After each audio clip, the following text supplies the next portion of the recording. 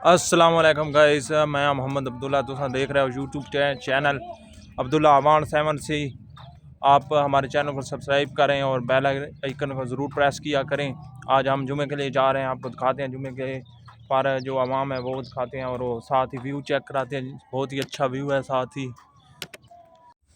हम इस टाइम गाड़ी पे जा रहे हैं जुमे के लिए और साथ ही आपको व्यू वगैरह चेक कराते जाएंगे कि कैसा व्यू है सोसाइटी का। बहुत ही अच्छा व्यू है। इस टाइम हम मस्जिद में पहुंच चुके हैं और नमाज अदा करके फिर आपको मिलते हैं नेक्स्ट एपिसोड में।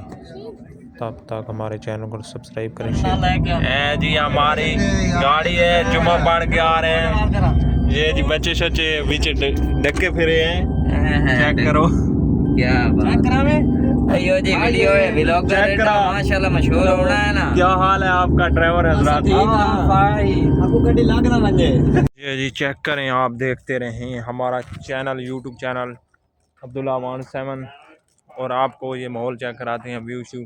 इधर पार्क वगैरह चेक करें आप, बहुत अच्छी पार्क है।